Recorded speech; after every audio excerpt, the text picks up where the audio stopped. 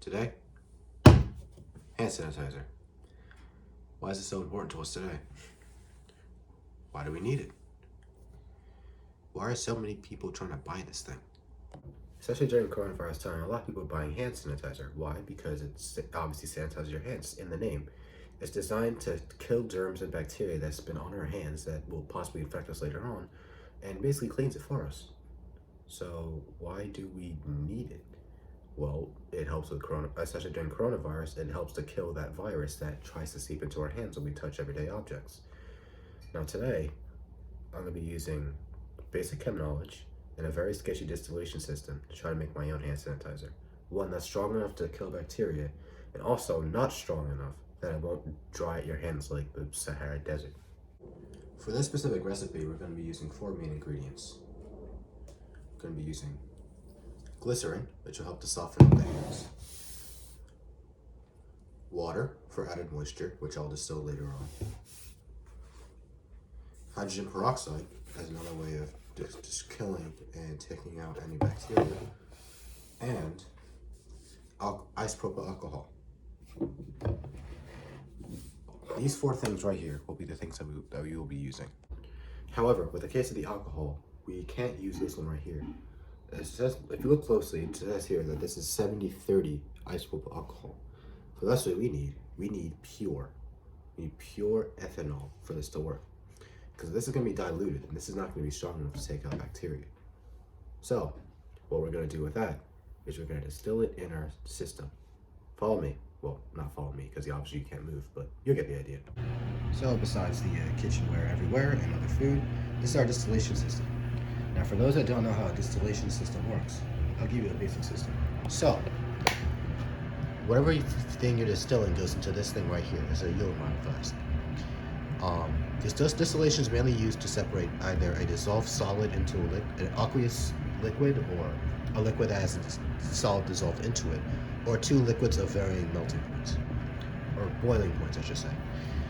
Now, in the case of we're distilling isopropyl alcohol and water, the boiling point of alcohol is a lot lower, than water. So, you take your mixture, you put it in this system right here, and you have this alcohol lamp that will light, which will give it a heat source, which will cause it to evaporate. When this evaporates, it goes up into here, which will have a stopper up here, and goes to this condenser tube with cool water that will allow the alcohol gas to condense, which will then go into this beaker out here. So if successful, the stuff in this beaker should be 100% pure ethanol. So now that that's done, I added 300 milliliters of our alcohol mixture that you see here.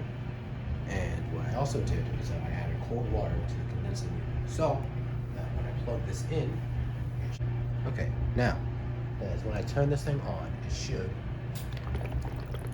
pump water into it like so.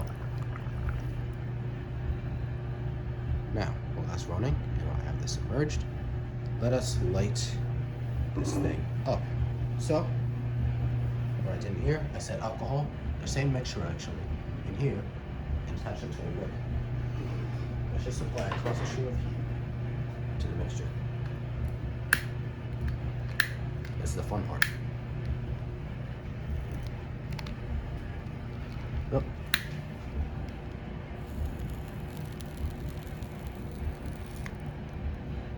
Oh, what happened?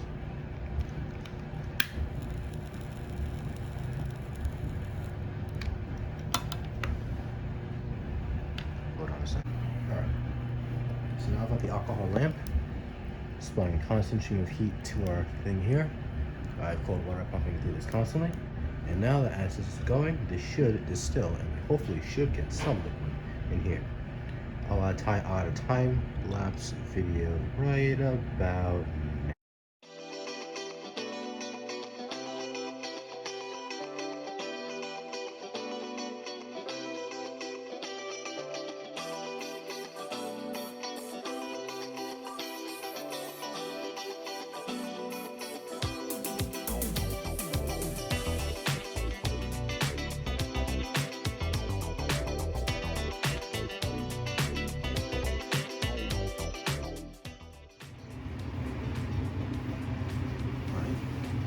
now you can see there's starting to bubbles starting to form here.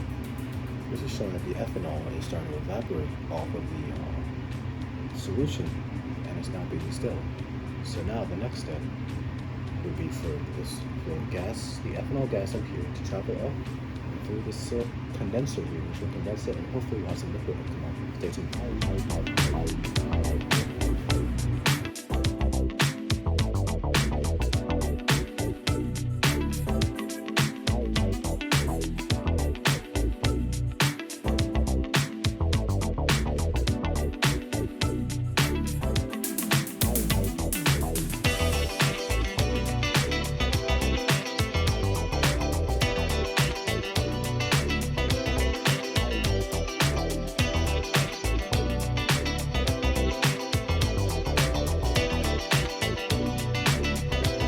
After at least 4 hours of mistakes, leakage, and other stuff, we finally actually have some pure ethanol coming out of here. So it's a slow process. Since one of the things we changed it to a sterno, which gives it a really constant heat source, constant powerful heat source. 2, we noticed that my piping was messed up, so a lot of it leaked and unfortunately was lost. So we're now using this. We got this thing working now. Now we're getting some actual ethanol. Awesome.